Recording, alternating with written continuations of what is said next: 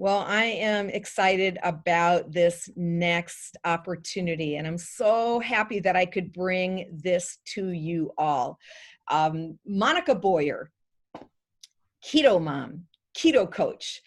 So I met Monica Boyer through a friend of mine named Wanda, and she introduced us because, again, ladies, body, soul, and spirit. First of all, I'm going to share just real quick. When I am a survivor of childhood trauma, y'all probably know that. And one of the things that I lost when I was part of this trauma was I lost movement of my body. In other words, I lived small. I didn't want to get involved in sports. I didn't want to dance. I had body shame. And so it's really important. Any conference that you go to of mine, you're going to probably see that I will make us dance or stretch or do some kind of exercise because I really believe in reclaiming. But the other thing is that I was a binger. I don't have anorexia. But I could see that I had eating habits that were comfort habits. Things that reminded me of happy times in childhood was always around ice cream. It was always around food. Traveling in the car, it's all about the snacks. It was about the licorice and about the Cheetos and the potato chips. And you stop. If you see ice cream, you stop and you get ice cream, even if you're not hungry. Or even if you stopped 15 minutes ago for one, you stop again because it's ice cream. That's what you do. I met Monica Boyer. She is my keto coach. And you guys are going to love her and you're going to love her story. But she is a certified ketogenic life coach. And she's lost over 100 pounds living the keto lifestyle. And she's kept it off for over 2 years. She is the wife of Brian for 25 years, a mom to 4 children. And we like to say she's the zookeeper in the family zoo.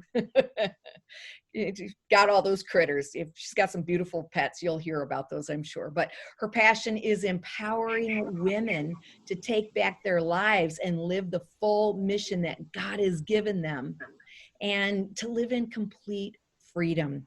So I just want to say this, Monica was a lobbyist. She was in Washington, D.C. She is a mover and a shaker.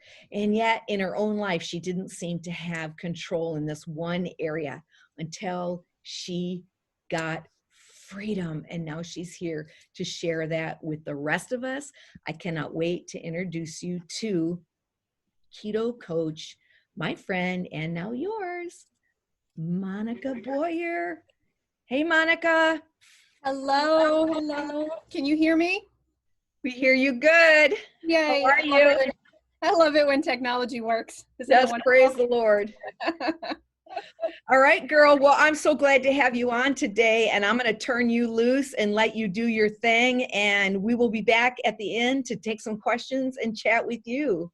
Okay. All right. I am so grateful to be here.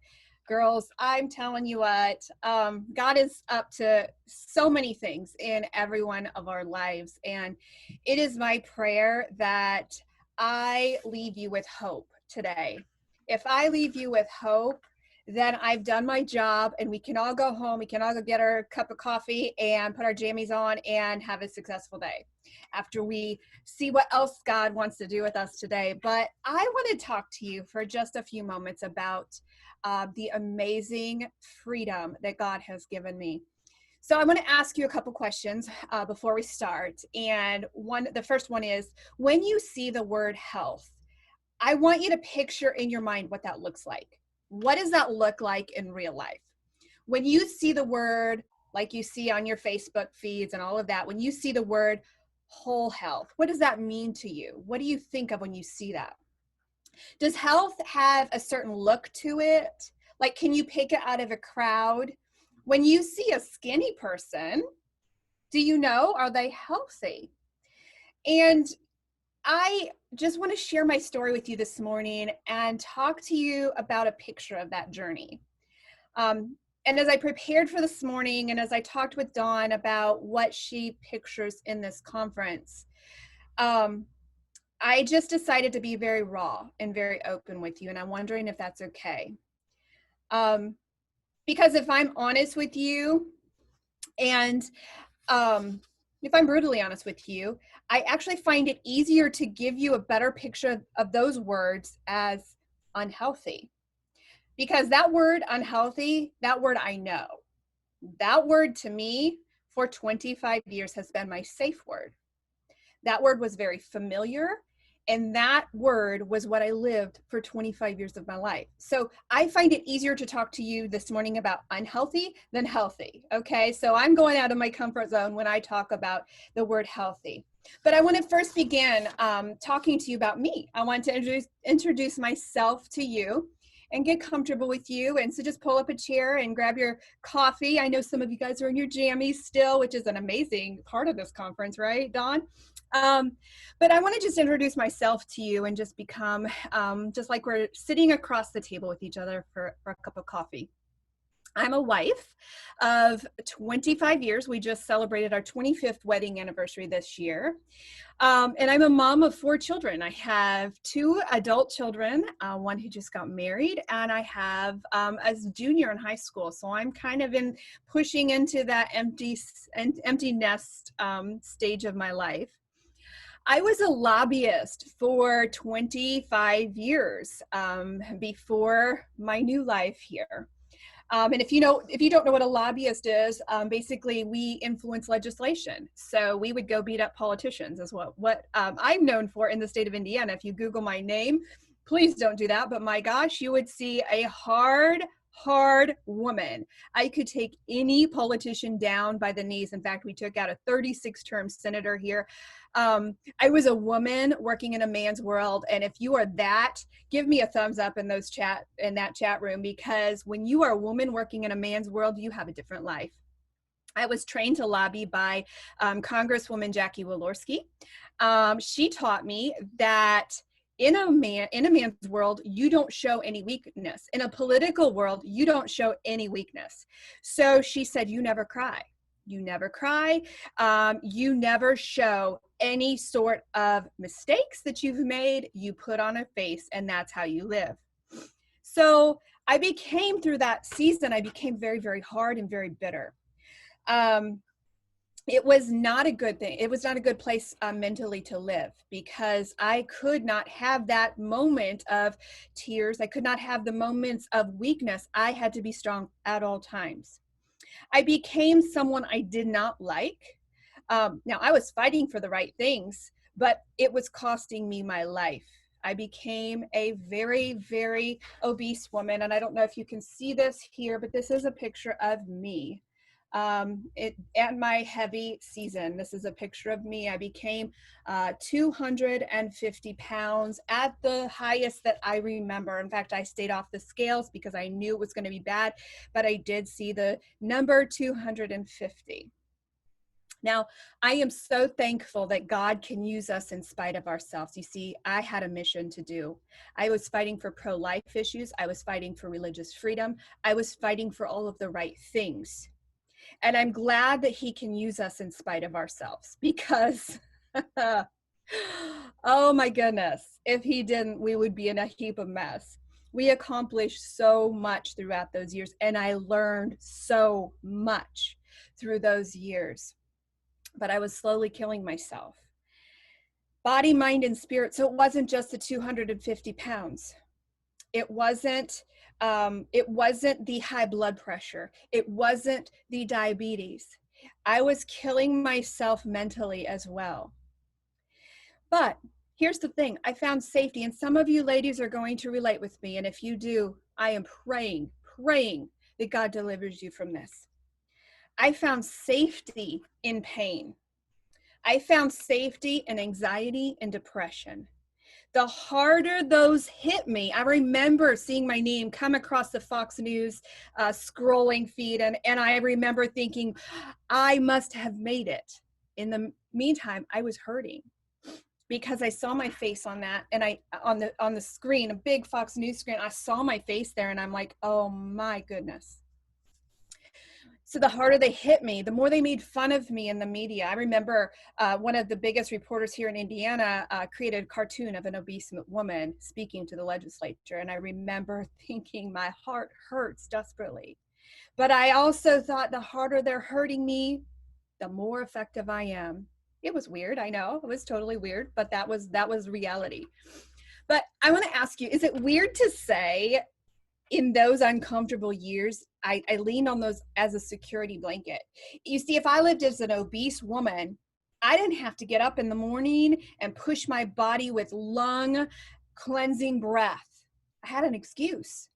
If I lived in a cloud of depression with that thing over my head, I didn't have to worry about being happy, or for that matter, being real with myself or with others. See, depression became my crutch. It was my life. If I had high blood pressure and if I had diabetes, I didn't have to push myself off the couch because all I would need is a pill, right? If I lived with anxiety, I had 1,000,001 excuses as to why I did not have to make myself a better person. For everything you asked me to do, and some of you are living in this moment right now, for everything that you asked me to do, I had 1,000,000 excuses on why I didn't have to change. Now, sister, I don't know what camera I'm looking at here, but I want to look into your soul, and I want you to know that there are medical reasons for mental illness. And I understand that there are medical issues that only Jesus and medication can fix. So I want you to know that, and I want you to hear my heart deeply in this. I am just here today to tell you my story. Because you see, I was the poster girl for no help. No hope. And if I have a few minutes here this morning, I want to share it with you. You see, we as humans have become accustomed to living from excuse to excuse, from pill to shake to diets, everything. I even used my physical pain of not being able to get out of bed in the morning without my joints hurting or without my knees hurting or without my feet hurting. I use that as a Band-Aid and a crutch. You see, excuses make us lazy. And I know we don't want to hear that this morning, so I want you to take a sip of coffee with me and chug that one down, because that's not very nice, But it was my life. It was my life for 25 years. Pain was comfortable to me. We became friends. Sickness was my escape. Depression was my way of life. If I smile, I must be weak, right? I must be faking it. Obesity was the cover to my emotions that I didn't want to deal with. And let me tell you, sister, I had enough coverage for 6 months and 24/7 counseling. It was really that bad in my life. I hid this very well. It wasn't until, sister, hear me and hear me loudly. If you hear nothing else right now, I want you to hear that it wasn't until I faced these demons head on, the healing began to come into my life. In fact, it happened so fast that I wasn't prepared for it. So even now, as I'm sitting before you today, I can close my eyes. I can go into a very, very dark past that molded me into a very unhealthy woman. Let me take you there for just a minute, and then I want to take you right back, because remember I said as a speaker, my goal is to give you hope. And so I'm not going to leave you in the darkness when we're talking here. You see, I hated the picture that I saw of myself. When I saw it flash up in front of the TV, I hated that picture. I knew deep down that the picture that they showed on the outside was only an inkling of what was going on the inside with my health. I knew I had stroke level high blood pressure. I knew the doctor had just said I was pre-diabetic and I was not going to escape his office without medication. I knew all those things. If you put a flashlight on my health, it would show a failure of a life. I knew it. I knew I needed to change. Several people had tried to intervene in my life, and I ignored them, even getting angry with them for telling me my children wouldn't have a mother if I continued. Who did they think they were? Those people saved my life. My pain was comfortable. My pain was reliable in an unreliable world. Have you turned on the news this week? My word, we are living in an unreliable world. Obesity hid me from what was bleeding on the inside. I was hemorrhaging on the inside. I would never be enough. I came to the conclusion that it was okay to feel that way. So the harder life hit me, the harder I punched back, and the tougher I got, and the more you could not hurt me as a woman. I raised my children by the grace of God. Have you ever felt like that, sister? Like, oh Lord, I don't know how I did this, but my child is upright at the end of, as they're moving out. I pushed through the depression. I got busy because I didn't want to feel anything. I got busy and busier and busier. I comforted, now ladies, don't judge me when I say this, but I comforted myself with dark clothing. And here I sit wearing black, because who doesn't love to wear black, right, ladies?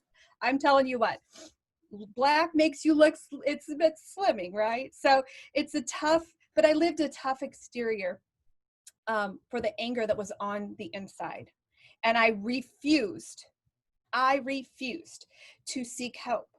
Instead, I sunk my heels in and I got tougher and meaner. You guys, I could take a politician to his knees. It was kind of fun. In fact, I was complaining to God the other day because he took that mission. If you see that, Dawn, that's my vision board. My vision board is 3-dimensional, and you'll have to ask me why it's 3-dimensional because I'm weird. But the one side is a pot of dark, dead flowers. Well, that was my lobbying career. I loved lobbying. I felt powerful when I was lobbying. And so he took that away from me and I got so mad. I'll tell you about the rest of that story because there's another pot of flowers on my vision board. But the pain was comfortable. The pain I leaned on like a crutch and I clung to it. I was very effective in my policy work. We literally took a senator down when she tried to mandate the HPV vaccine. I mean, it was fun. It was fun. It was like playing a board game because I hate board games, but this was a fun one, right? I remember coming home one day and I would get hate mail all the time. Like I said, if you Google, you'll see it. But I would get physical hate mail. And I remember opening my envelope up one time and I would hide all of the hate from my children. Excuse me, I would hide it because I didn't want them to see that. I didn't want them to see the media saying these things about their mom. And so I remember reading it, and dummy me, my gosh, do not. If you get hate mail, guys, don't read it, because I did. And I remember one time opening up this piece of mail and reading a handwritten letter that said, "You whore, you obese whale, I hope you die. I hope your sons are gay," and on it went. But what I did not know was my son was standing behind me reading it. You see, till then I hid all of this from my children, from my husband. I hid it all. I would go to the police station once every quarter and just kind of do a report. I remember getting threatened when I went to the political convention, and they said they knew where I was and they were going to blow it up. And I remember all of this stuff was just normal to me. That was just life. But I hid it from my family.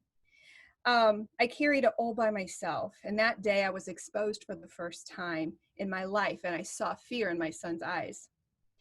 But you see, again, that's all I knew. Pain was comfort. Pain was my friend. Pain was my peace. How many of you ladies are hiding behind pain as comfort? I want you to think about that. I want you to think about how you're hiding it. How is it masquerading itself in your life? For you, it's different than mine, but we all do it, right?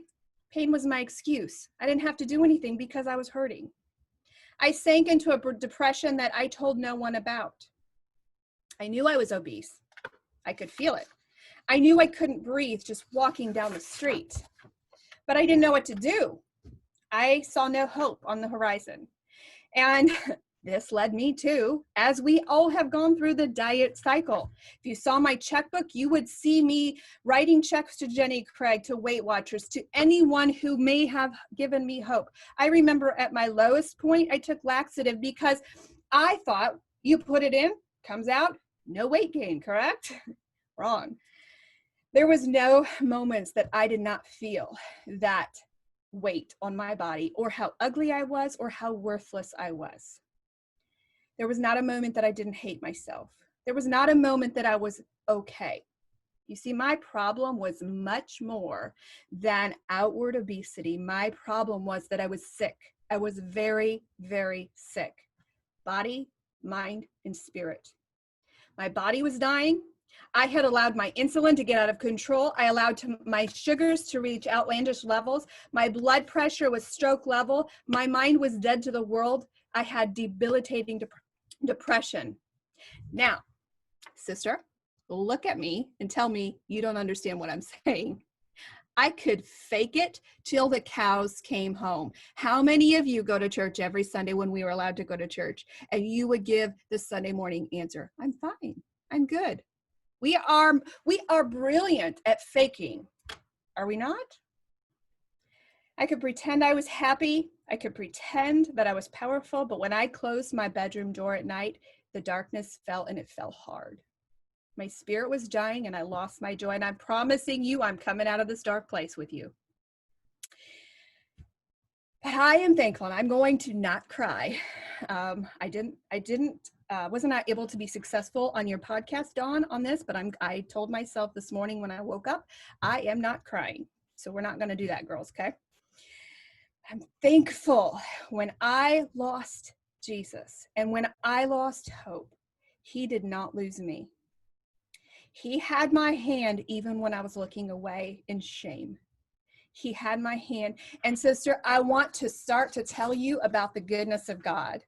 And I want to tell you about his healing power. And you know, the frustrating part about a virtual conference is, ladies, I want to be up on my feet because now is the time for hope. And I want to have a microphone. You guys, when Dawn was talking, I got to share this to you. It's my passion. My passion is giving hope to women. And so as Dawn was talking, I was creating my vision board. This is a women's conference. And this is, I just get so excited when I think about giving women hope and leaving hope and letting them know that there is no bondage that God cannot break in your life. There's nothing. So I created my vision board. I'll have to show it to you later, Dawn. I want to tell you about the goodness of God next. And just pretend that I am up on stage because I want to walk around. I want to tell you with every ounce of fervent zest that I could do that. So just imagine that, okay? I want to tell you about the goodness of God and what God did in my life after that. Healing and walking in freedom. Freedom. That is the good part. Frankly, I'm going to tell you, this is the hardest thing for me to talk about because it's so foreign. Even 3 years into my journey, this is so foreign to me. This is a new concept for me. It is uncharted waters for me. Rediscovering and allowing myself to be replanted has been the hardest thing I've ever done, which has to do with what my vision board is back there. I've been replanted from a lobbyist to a hope giver. I am in uncharted territory, ladies. You see, it happened to me unexpectedly, and I was blindsided by healing. And I know it sounds crazy funny, but it's the truth. And I'm going to tell you how it went down. And ladies, as you're listening to me, I am just praying. God, I just pray over these women's minds right now. I pray that as they are sitting wherever they are in this world, that you would just download to them and implant them a spirit of enough, that they would grasp on to that enough moment that you so graciously changed my life with. And I just pray that you would put a hedge of protection around their minds as they listen to this, and that they would grasp onto hope. God, give me the words to say to implant your hope into the lives of these women in Jesus' name. So I remember sitting at the table with my 24-year-old son. Actually, I think he was 22 at the time. He's 24 now. I remember sitting at the table with him, and he and his fiance, some of you guys are from Ohio. He and his fiance asked if they could go to Cedar Point with my husband and I. Well, what mom does not want to hang out with their teenage son, with their young adult son, and enjoy it? What kid wants to do that with their parents? Well, I was that parent. At that moment in time, I was that parent. And I want you to think about enough. I want you to hear the word enough, okay? As I'm telling you this. I froze. At that moment, I froze. You see, instantly, I had a movie play in my mind. Now, if you've been to an amusement park, follow this movie with me. I had a movie play that I was going in line, you know, the 3-hour wait for that roller coaster. I was in that line. I got up to the front, and this little high schooler says, really embarrassed, says, ma'am, you're too big for the rides. and would make me make the walk of shame across that roller coaster seat to the other side to the exit. You could see I could see it play it all out in front of me. So what did this lovely mom do? What you would do, of course. I lied. I lied to him and I said, "Oh, sorry, Tony, we can't afford it." Now, legit, have you ever seen the price of a Cedar Point ticket? So technically, if we're going to get technical about it, I was not lying, but I was. It wasn't because I couldn't afford it. It was because I was too big. It was because I couldn't be there for my son. If I close my eyes right now, can put my hands on my desk right here and I can still feel those toast crumbs that were on that table. You see, the matter of fact is I had let myself reach a weight that I was too big for the rides. And I could not be the mom that my son needed at the time. And my world froze at that moment. Completely froze. Have you ever had a moment where your world has frozen? That's your enough moment. That was my moment where God took my hand and he said, "Will you trust me with your life?" You see, I knew I had to do something, but he asked me to surrender at that point. The problem was, I'm all about reality. When a lobbyist, you just show me facts, just the facts, ma'am. I am a realist. So the problem was I had tried everything in the book. I had already tried Weight Watchers, all of those things that gave me the diet circle. I was a queen dieter. And God, I am not going there again because I'm going to be embarrassed. I'm going to fail again. But I looked at my son right then and there and said, God is my witness. I'm going to do what it takes, pain and all. I'm going to try one more time. And a dear sister at my church, I knew she had lost about 65 pounds. I knew she wanted me to try something, this thing called keto. And I thought maybe she could help me. So I called her and I said, I'm all in. This is your one shot. So that day, June 12th, 2017, was the day I surrendered to my enough moment. I am thankful for God's patience. I'm thankful for his healing, and I'm thankful he does not give up on us. Sister, if you are sitting there thinking you have reached your end, you have not. You have only reached your beginning. You have only seen your enough moment that is going to change your life forever, that is going to give you freedom forever. You know what else? I'm thankful he didn't give me my healing in one big lump. I'm a list maker. I have to have a reason why I'm doing things. He didn't give it to me in one lump, one big lump. He walked me through each stage, and I'm telling you, I'm here to tell you now, my team is on this call. They can verify. I am still walking through my journey now. I am still in my journey now, 3 years later. Yes, I have lost 120 pounds. Yes, girls, I get to buy new clothes. Oh my goodness. We'll talk about that scenario later. Got my wedding rings resized. Did I mention, girls, that I do a lot of shopping now? Ask my husband, because we may need some counseling about that. Yes, I'm off all medications. I don't need high blood pressure medication. I don't need sugar medication. And I'm not going to bore you with all the how details. If you want to ask me, I will be happy to answer any questions that you have. But quick and simple, I did it through the Ketogenic Way of Living.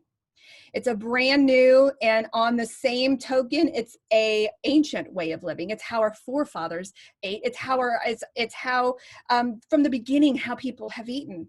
And from day one, I felt the amazing impact of keto on my body, amazing healing impact. In a nutshell, really quick, because I got to get on to some more good news. It's eliminating the sugars and carbs from your system. It's eliminating the inflammatory foods. It's because in the presence of insulin, ladies, you cannot lose weight. So all of these diet tricks that are out there in the world right now, that eating 6 meals a day, it's spiking your insulin. You cannot lose weight in the presence of insulin. It is a fascinating science. Absolutely fascinating, but you have to do it right, which is why I became a coach. And so I compare the ketogenic living lifestyle from switching operating systems from your Dell computer to your Apple computer, which I'm an Apple girl and I don't know why you would do that, but it's like switching operating systems. I no longer need the 2:00 afternoon nap because my body runs on fuel that's made by ketones. Absolutely fascinating science that I could go on another whole class and teach you about, but I'm not going to, because I want to teach you about the really good stuff, right? I had never experienced this energy before. So when I saw this program and what it did to my body, I had never experienced that before. I had never, ever experienced the fact of sitting on the couch, watching a television show and saying, honey, I don't know what has to happen here, but I have to get up and move. And the push and the complete energy source that you get from it. Can't say enough good about it. I loved it so much. Lost 120 pounds, like I said. Now this happened over a year, and that's why, ladies, that I want you to grasp onto your enough moment, because if you don't grasp onto your enough moment, losing 100 pounds or getting healthy, we're talking, this is not just for people who have to lose weight. This is for people who want to reverse their type 2 diabetes. It's those people who want to reverse depression, who want to reverse the sugar impact on their bodies, all of those things. But I loved it so much that I just got this overwhelming desire to help other women do the same thing. And I actually, at that point, I was helping a lot of women, and I'm like, oh gosh, I've been away from my family so much, trying to help these women do the same thing I did. I decided to become a certified ketogenic coach. And I have had the privilege and honor of coaching over 900 women who have lost over 10,000 pounds in this past 2 years that I have been a coach. Women who've lost their song. Now, I would coach anybody. I coach men. The ladies get mad at the men because they just drop the weight. It is not fair, ladies. It is completely not fair. And I have no scientific reasoning for that, except they do what I tell them to do. But my passion is coaching women who have lost their song. Dawn, you know exactly what I'm talking about here, right, sister? Women who have lost their song, women who are sitting at that kitchen table with their children, who can't be the mom that they need to be. The women who have a mission that God has specifically given them that they can't do because they are unhealthy. Women who have lost their song. That's my niche client. As I talk about it, the hair stands up on my arms, because I know the hope that I have grasped from this lifestyle. You see, and like I said, I'll answer any questions shot to me about this way of living, but I want to talk to you about this. You see, you can see the outside now, and I put up a picture of where I came. This was me, where I came. You see the picture of me now. But sister, if I could get up in your grill, if I could show you the inside, I could be a very rich woman. You see, God has taken the broken pieces of my life. God has taken the broken pieces of my life and mended them back together. Body, mind, and spirit. You see, I don't take clients who want to get in their bikini next year, next summer. I don't take those. I take clients who have had their enough moment, who have said, I'm done living this life, because it's a process of healing and it's a lot of work. I'm in maintenance now, and my maintenance is no different than when I was losing the weight. I remember about 6 months into my journey, and Dawn, if my time is close to being up, could you text me or somebody let me know how my time is doing? But I remember in my 6 months, about 6 months into my journey, something very, very scary happened to me. I lost all feelings. I literally lost all feelings. I felt no pain. I felt no depression. I felt no fear, no happiness, no joy, no sadness. I was a blank slate. I remember, and I want you to remember, I was coming from a very, very angry place in my life. 12 minutes. Thank you, Dawn. I was coming from a very, very, I'm not sure. There's people in the waiting room, and I don't know if I need to let them in or what I should do here, but it keeps popping up. Sorry about that. I was coming from a very, very ugly place in my life. And being that type A girl, I'm a list maker. Is there any firstborns in here? I'm a list maker. I depend on my feelings a lot. Numbness to me was not a part of that plan. And I had lost most of the weight at this point. I was over halfway there. Numbness was not on my list. And I started to panic. In fact, I went to my pastor and I said, Pastor, did I lose my salvation? I'm like worried. I feel nothing. I thought God had left me. I thought he abandoned me. And people were beginning to see at this point that the weight was coming off. And so, yeah, I should feel happy, right? But I felt nothing. So I went to counseling, which is something I recommend to every client that I have. Counseling is a good thing. It is not for sick people. It's a good thing. And so I went to counseling thinking something was wrong with me. And then one day, ladies, can I tell you about that day? I can't. I live it over and over. And I remember when it happened. I remember when the moment happened. I was at a Ren Collective concert and the joy of the Lord flooded over me. And I got my song back at that concert. I got my smile back and I got me back. Now, Dawn is the theological guru. So she could totally correct me on this. So I have zero theological backing to back this up. But I just think that he had to take and completely remove the operating system of fear, condemnation, and darkness out. He did that over that 6 months. And I think before he could heal me and fill me again, he had to take that crud out. And ladies, I don't know about you, but, and I'm going to say a bad word and Dawn, I will ask for forgiveness, but I'm going to say a bad word. You see, I had to sit in the suck. I had to go through that time period. I had to go through what my son decided to tell me, to ask me. I had to go through that. I had to come to the enough moment and sit in that suck for a while, long enough for God to completely transform me from the inside out. And let me tell you, sister, he did. He filled me again. He had to empty me first.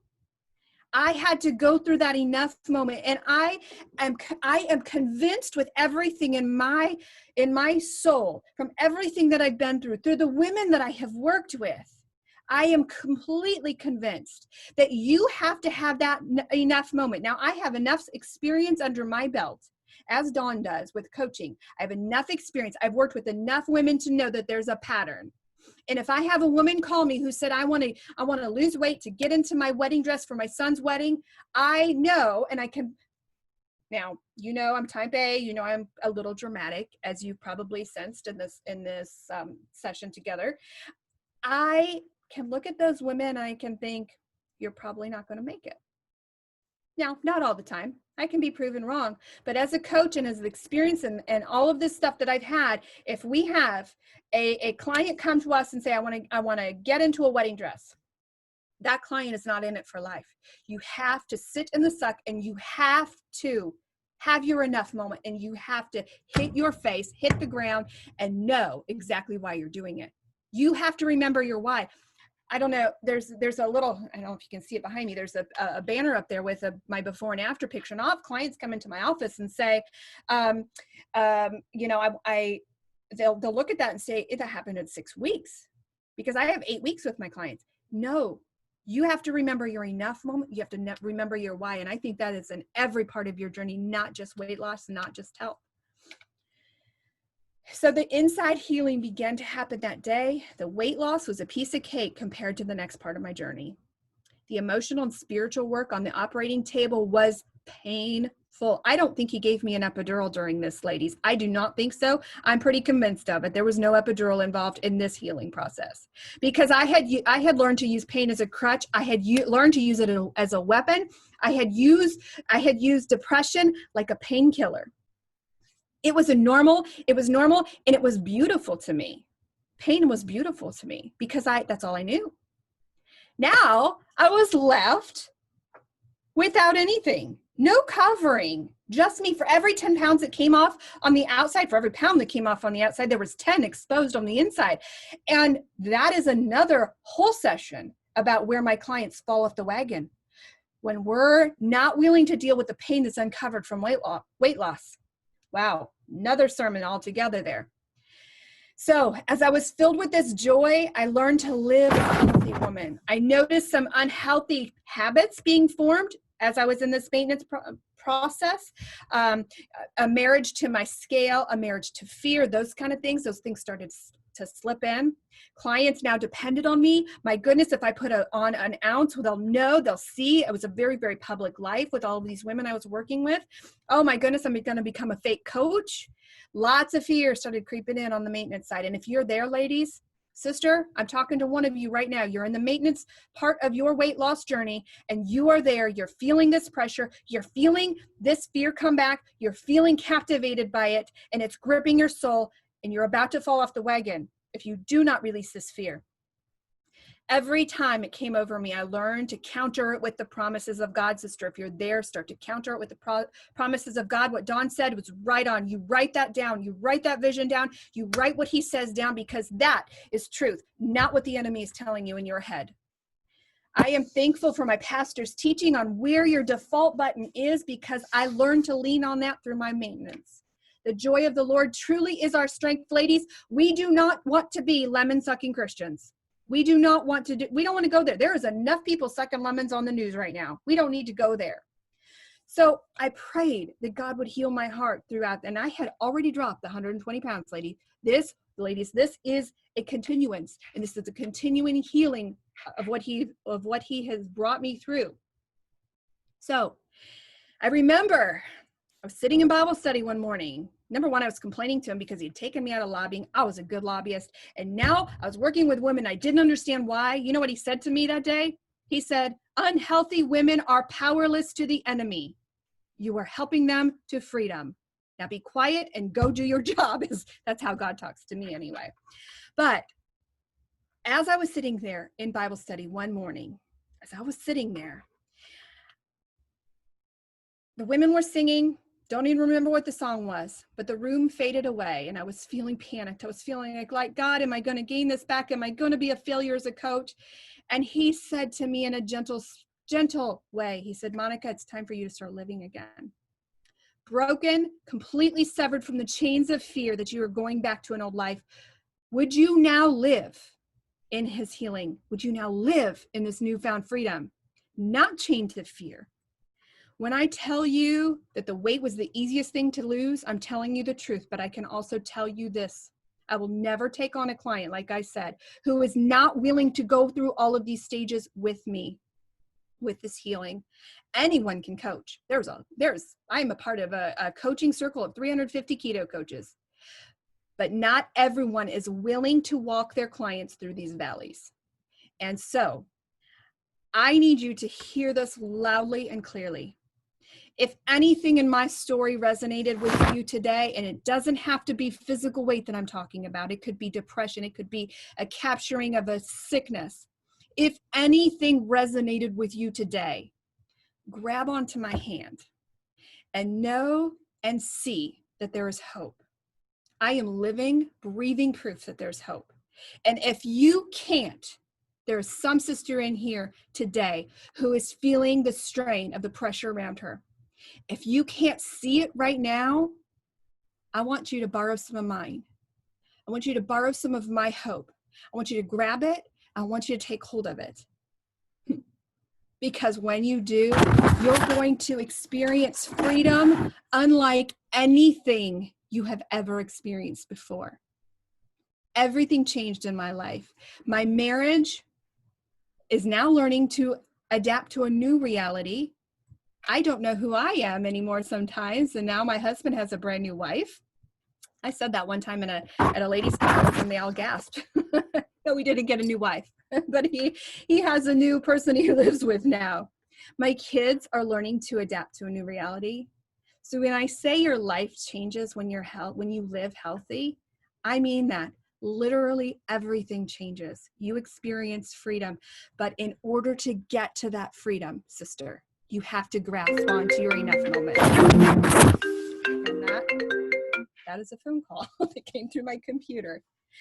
That is all I have to share with you today. And it is my prayer that you grasp onto something that I said and that you would run for it and you would experience a brand new life.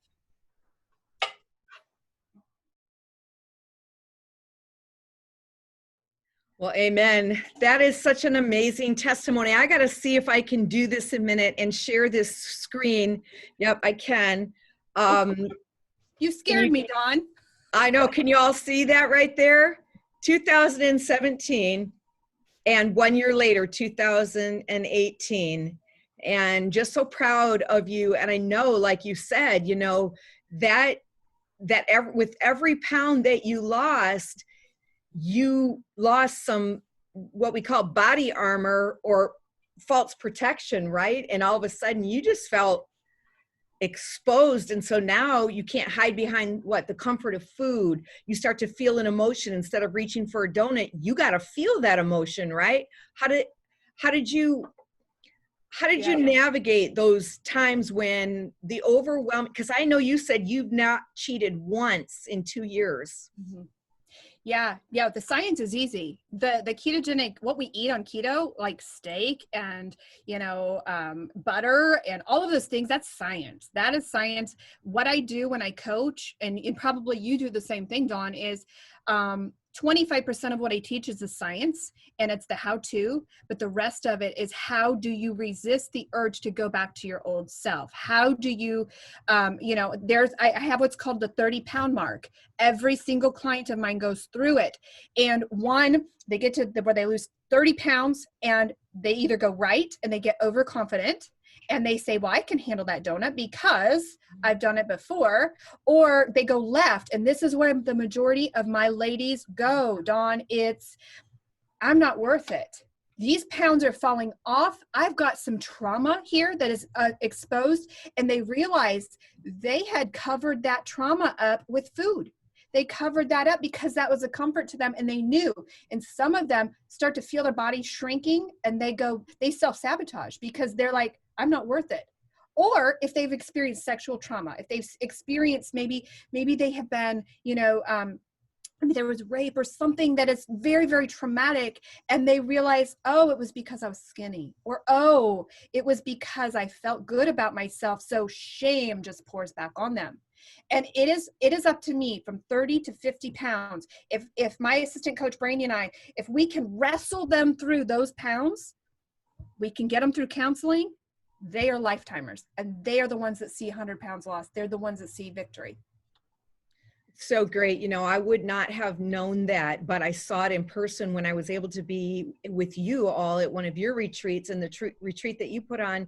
Every one of the women there and one man, well, no, there was 2 guys there, but every one of them were in this journey of weight loss. And you had us do an experiment where we were to take the rocks and write on them some of the lies that we believe, and then we threw them away. And it was just a really cool experiment in the natural to show what we were doing in the spiritual realm. But and then we talked about it later, and I was shocked really about how many women had believed the lie that I'm not worth the weight loss. Like, yes. I'm not worth this effort. I might as well just live however, because I'm not worthy. And that's a real big stronghold, not just in weight loss, but in so many things, that women just do not feel worthy. Yes. In fact, I believe in it so much. I believe in whole body health, that when my clients purchase, a certain package that is it's an extended version, I pay for 3 sessions of counseling. And I drill it that this is healthy. This is not, I assumed counseling was for the sick. Counseling, oh, I don't need that.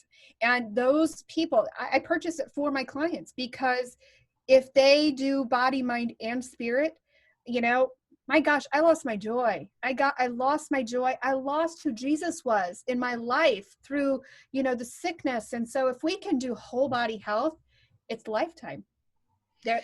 And the enemy, can you imagine, Dawn, the spiritual realm, when a woman gets healthy and finds herself and plants her feet where she was called? Can you imagine what the enemy looks like in the spiritual world? It just blows my mind. He's so powerful. And I like what you're saying, because, your focus really is on health. It's not just, oh, let's get in a bikini. Mm-hmm. that's just kind of frivolous almost. You know, I'm sure there's some value to that at some point, but this is about health. This is about women getting their life back, because this body, this temple, is what carries our soul and our spirit around, so that we can be as effective as possible in the mission that God's called us to, and the dream that he's called us to live out. So it's not about being skinny at all. It's about being healthy, right? Yes. Yeah, it is about being healthy, body, mind, and spirit. And when all of those things are working together, people are drawn to us. People find where God has called them. There is some women in here, Dawn, that are sitting on the sidelines for what God has called them to do, because every one of us has been given a mission. We've been put on this earth to do something, and they're sitting on the sidelines because they either feel like they don't have it, or they physically can't do what God has called them to do. And I am hearing God say, it's time, sister. It is time to step out in health, and it's time to recapture your identity and your calling of what God has called them to do. That's good. Amen. I agree in Jesus' name. And you were so gracious to give us a conference special. And so we're going to play that now at the break. We're going to go into our small groups in just a moment. But, we're going to do our panel first too. In fact, we're going to do that. You want to join me? Come on in. We got a panel. And do we have, No, we're going to, first of all, hi. Hey, this is Tara. Hi, I'm back. We're going to first of all, thank you to Monica. That was wonderful. It was so meaningful. All the things that came through the chat were just how inspiring you are, how truthful you are. They love your honesty. And everyone was just so blessed by you sharing with us this morning. So thank you so much for agreeing to be a part of this. We've been going since 9 a.m. and it's almost lunchtime here. It's almost noon. So we're going to give you a few minutes to have just a bio break, get some more water, get some something to eat. And we're going to start our panel discussion at noon. And then we'll just have that for just a few minutes to go over any questions that you guys may have. And that is going to be with myself and Pastor Dawn and Coach Monica and Pastor Pat, Patricia King is going to be joining us as well. So just give you a minute to go grab your lunch, go take a break from the screen, and we will see you back here at 12 o'clock. Awesome. Thank you.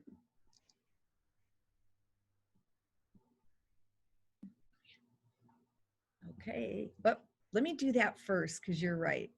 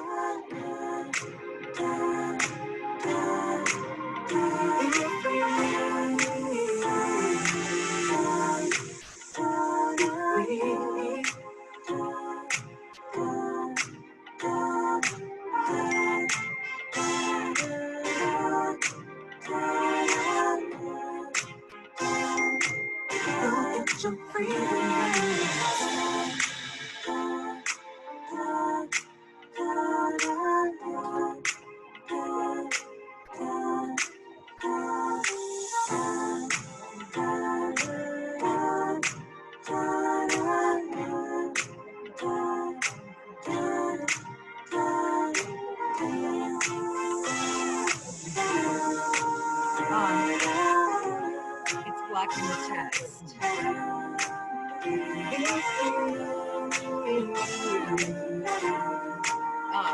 Let's see if I can get copyright call. Make one more order question mark. If so, Patricia would like a salad as well. Do you want salad or soup or sandwich? What do you want?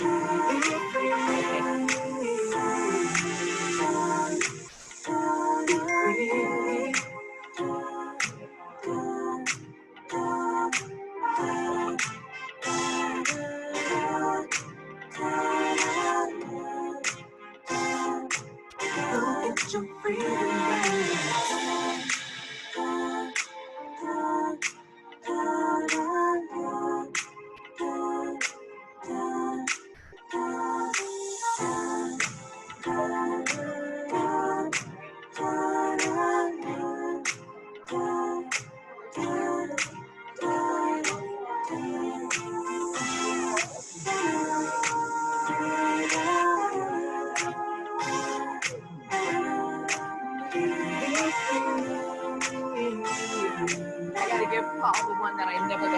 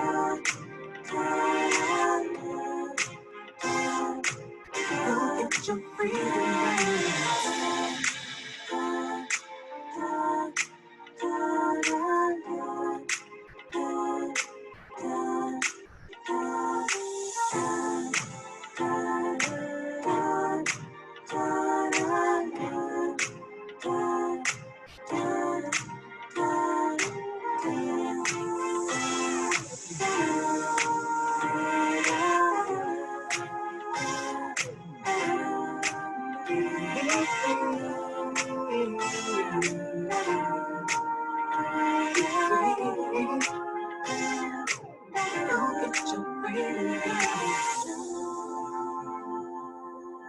talking about it and your struggles.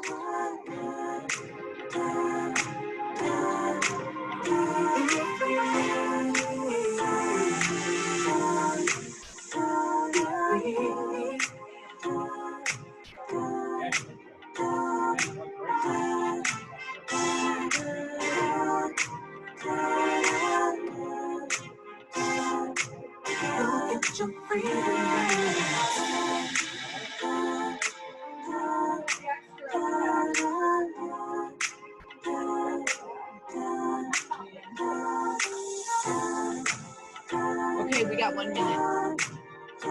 So I'm starting, right? What's that? Yep.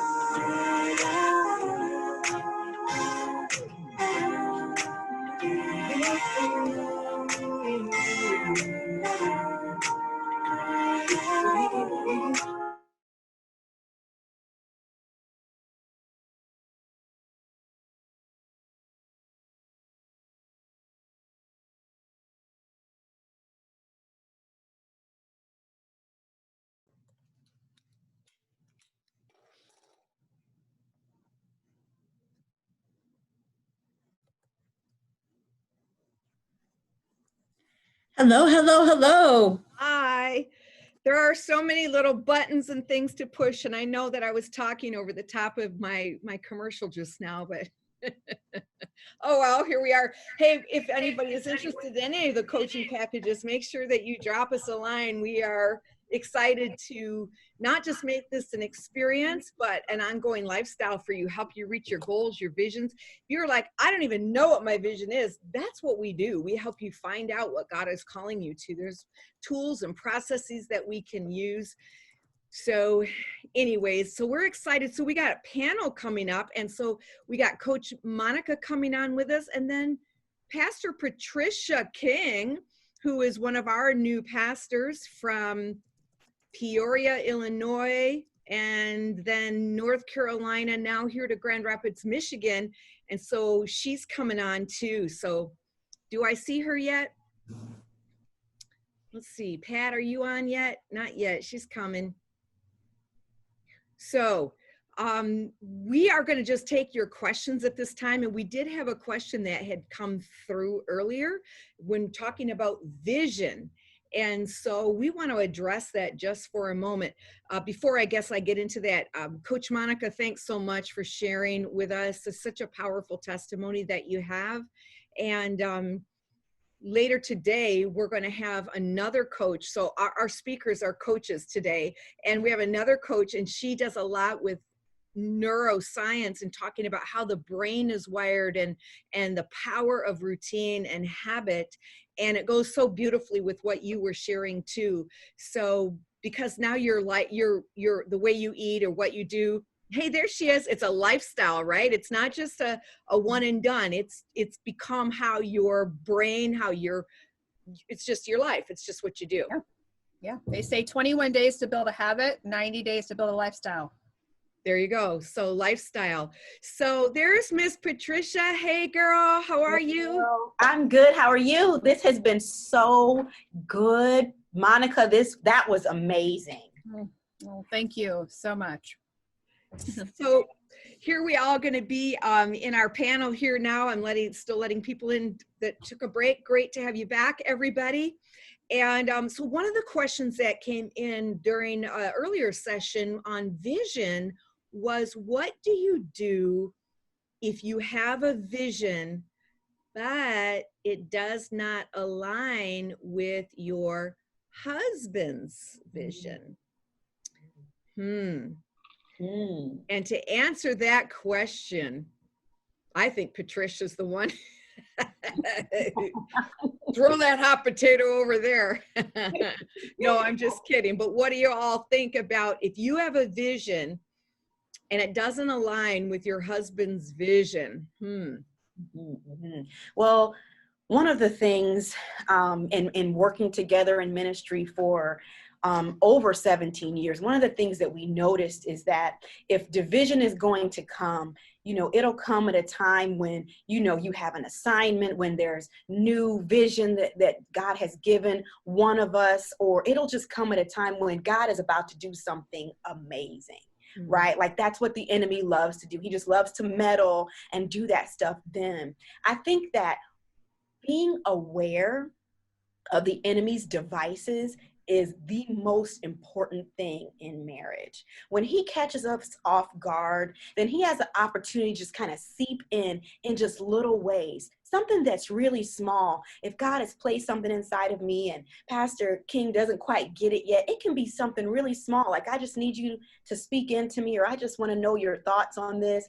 It can be something very small that your spouse can say to you that can just devastate you. That can just kind of snatch that hope that you had, or make you feel like, wow, you don't believe in me. And we need that. We need to feel like our spouse believes in us. That is so important. So I just feel like the more prepared we are, and the more we know what God has called us to do individually, I may not always need validation from him, but if I can talk to God and say, hey, I really would like to know that my husband is seeing things the way that you have shown it to me. So God, reveal to him in the same way that you have revealed to me what this is supposed to look like, or speak to his heart in the same way, or at least allow him to support until he understands.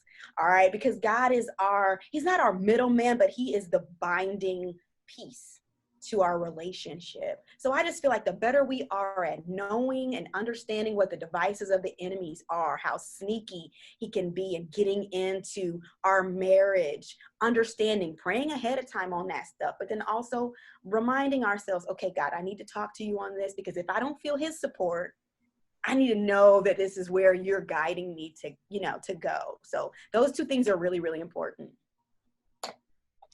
I agree with that. And also, I think if the vision that you have is about you in your life as a woman, then, I ask my husband to support me. I ask him to prayerfully consider what I'm sharing. But if it involves the two of us, then we have to be on pause until we're in agreement. I wouldn't go forward in something. I would if it just had to do with my life and stuff. I would say, I really want you to support me in this, and would you be willing to support it? And I'm going to take baby steps towards this and forward.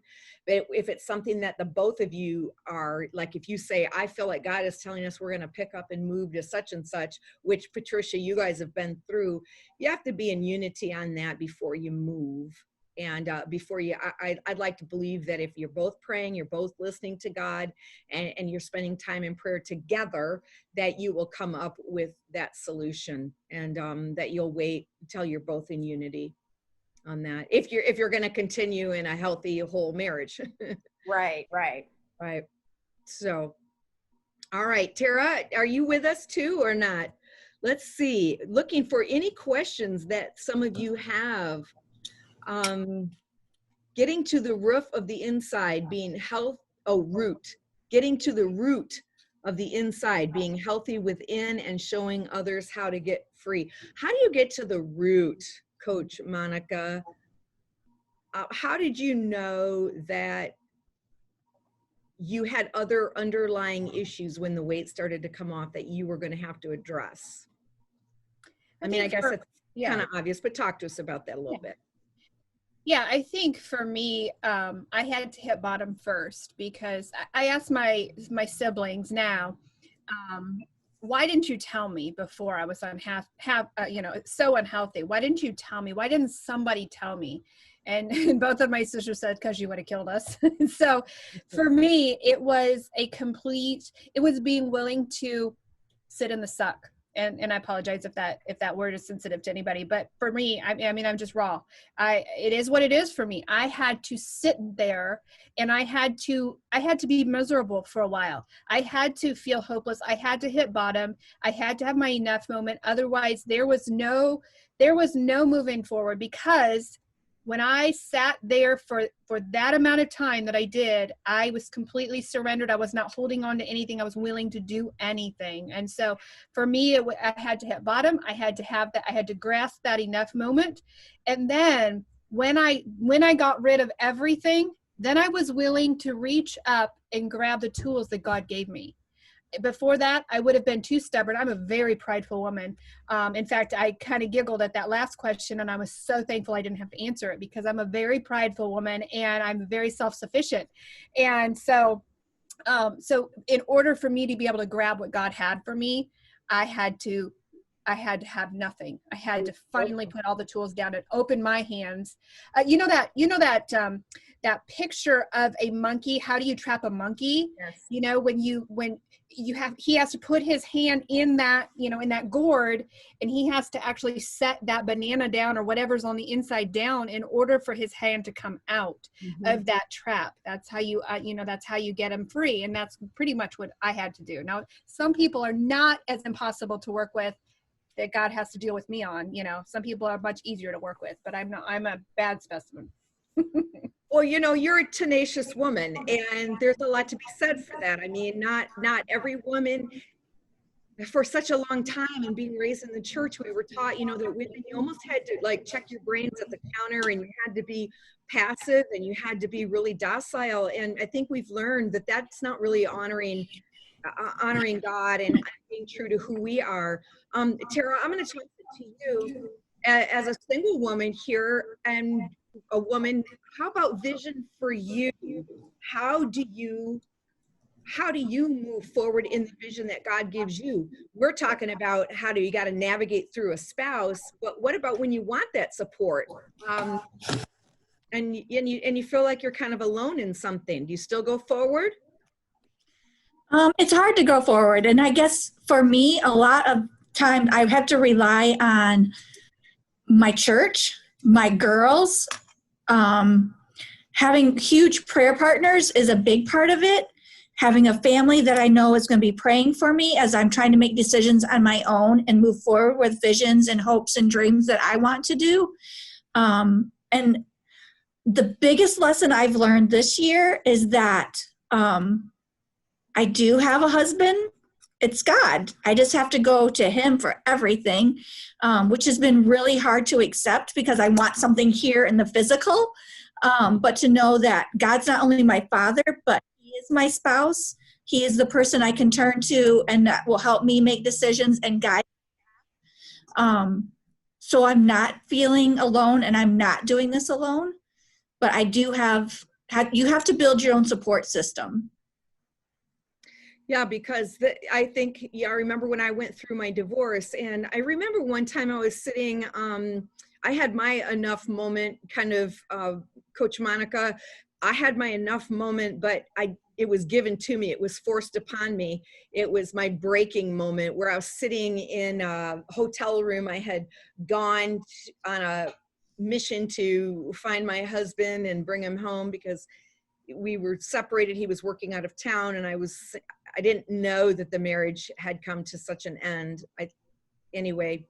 And so I remember sitting on the bed, and I was just crying my eyes out, and I'm going, God, I don't understand this. And I'm crying. I go, and I said, God, why is this happening to me? Why is this happening to me? I remember that's just what I kept saying. And then the Holy Spirit spoke to me, and he said, it's not happening to you, Dawn, it's happening for you. And that's really when I grabbed onto that truth. It was like, okay, no weapon formed against me will prosper. And whether I was a single woman moving forward in a married world or now married again, but I just learned in that moment that God is the great I am. He's everything that we need. And that if that person had been a part of my future and part of my destiny, then God wouldn't have allowed that to happen. But you know what? I'm not in God's second best plan. I'm in his best plan for my life. And it was happening for me. And so that was one mindset that I grabbed onto in adversity and struggle, wherever I was at, to know that I am going to be a woman of vision. I am going to be a woman of destiny and excellence. I am going to meet my goal. And the only person that can stop me from meeting my goal is me. That's great, Dawn. And I think this year, a lot of us, through the isolation of it all, we are having to face this whole world differently. So we are isolated from our support systems. We are isolated from our family. We are isolated from so many things. Not only are we isolated, but the things that we had planned for our year haven't happened or haven't been allowed to happen. So how are you addressing that? For me personally, Yeah. So again, I'm just such a believer in the vision board and writing those visions down.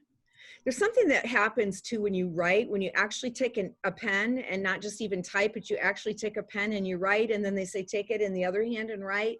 I say they, psychologists, that you begin to access both sides of your brain actually, and there's places in your brain where there's creativity and innovation. There's places where there's trauma, and what you want to do is integrate and open up your heart and your mind and your whole being, your brain, all of it. And so for me, I write down my vision, and I also then give myself the visuals, the pictures, and I look at it every day, and I check things off of my list, and I have a journal that has the board on it too, a vision board, and I open that up, and inside of it, again, the things that I do, and I work on that. I do that every morning because my time on earth is going to be short. It has to be strategic. I believe that God has put us here for a reason and a purpose. And so I'm not waiting for the world to give me vision or motivation or excitement. I'm not waiting for some outside thrilling thing to happen. It has to happen in here. And so I'm responsible for getting the juice every morning. I'm responsible for tapping into God and to talking to Jesus and getting the download from heaven and getting body, soul, and spirit moving. And I do that through reading the word, reminding myself who I am in Christ. I do the Freedom Challenge. Oop, can you see it? Oh, right there. And feed my spirit every day, every morning. How Great, about thank you. Anybody else? How do you get yourself rolling in this COVID towards meeting your goals and dreams? I think also embracing the sovereignty of God is important. We had plans, we had vision, we had goals for 2020. And I mean, at the end of the day, some of those things, they just didn't happen. The things that didn't happen, though, it might not be a no from God. It might just be a not now. So I think that embracing his sovereignty and understanding, listen, he placed the will inside of me to do this, the desire inside of me, because my will aligns with his. That's our constant prayer. But also understanding and knowing that he is in control, right? He is the head of our lives, and he is the one that navigates through time and space. And he is ultimately the one who says how and when things will come to pass. So I think embracing his sovereignty and understanding that though the vision has been made plain, though the vision has been written, like Pastor Dawn says, it may just be a not now on some things. And that's definitely not a no. So embracing that in this season has been a struggle for some of us control freaks who are in some ways ending this year going, okay, well, what's next? What is there a point to it? And in some ways, just embracing that just kind of gives us that comfort and knowing, but God, you are still in control. You know the plans, you made the plans, and they're still in my heart to be fulfilled. And I think on the health side of things, I always, if my clients, if I said, what does your coach say the most? This is the one thing that got me through the COVID, what COVID-15, the weight gain that all happened. I felt pulled to the kitchen as well as a coach. And so for me, what I say to my clients, do the things, just do the things. The science works for itself. So mine's kind of practical. It's not spiritual at all, but what got me through this time was my chronometer, was the way I track my carbs, was the way, because those numbers are in my phone. That science works. When I eat correctly, when I do the things, it's going to work and it's going to get me through. And so I guess my motto through this whole season, even on my own, I didn't have to worry about gaining the COVID-15 because I was doing the things and I was letting that work. Now my spirit, on the other hand, I need to talk to both of you pastors, because my spirit was really, it was shaken. I am a social person. I need to be with my friends. I need to be with people. I found out I was an extrovert. I did not know that until this year. But by doing the things, that kept the weight under control. I didn't have to worry about going backwards. So that's a superficial answer. No, that's not. That's a really good answer. And that's very practical, because really it's true in other things too. Baby steps. The Bible says in Proverbs 21, believe verse 5, steady plodding brings prosperity. Do the thing, have the reward. Do the work. I mean, so taking those baby steps, doing the next right thing, that is, you end up, it might maybe take longer than what we think, but you end up at the right place, versus doing nothing and, you know, not taking the chronometer or writing down what we're eating and watching those nutrients in your case. Then you know what, when we don't look at it, like some people say, I don't want to get on the scale because I don't want to see it. Well, we see it. You should better get on that scale. I'm just saying, you know, not looking at it doesn't change the fact that it's there. Right. So sometimes it does take a lot of courage. Like Gretchen was saying this morning, it takes a lot of courage just to show up. And so those are good practical things. And that was great for what you just said, Dawn, because it came into one of the questions that we had, was that during turbulent times, do you think that sometimes we just have to take one day at a time and keep thinking about the long term? Of course, one day at a time is sometimes all we can do. Sometimes 1 hour at a time is something all that we can handle at that moment. The vision for your year, for your life, that's something that's big picture.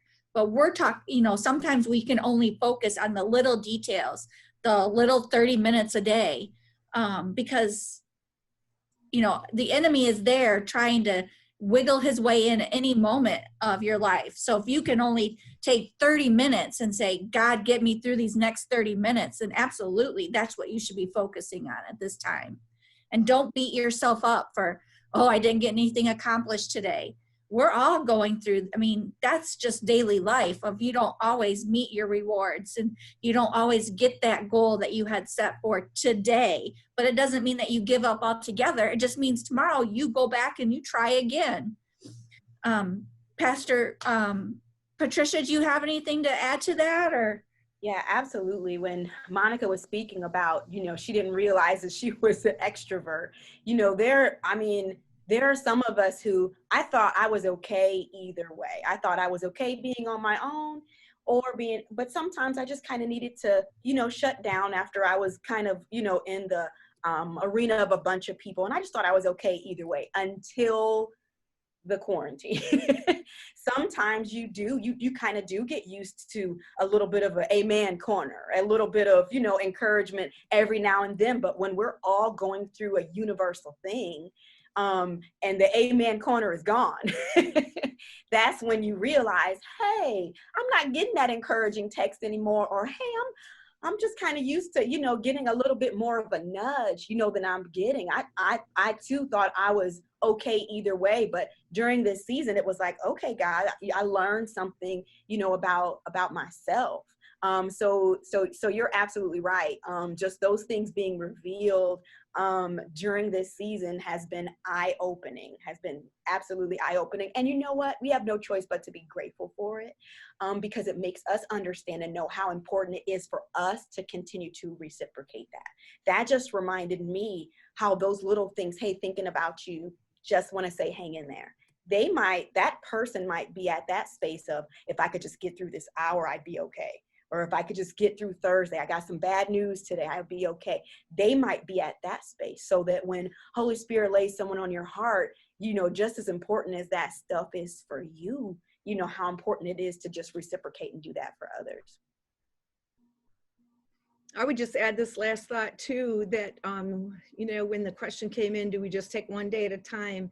Yes, sometimes the right answer is one day at a time. I would just add this word, one strategic day at a time.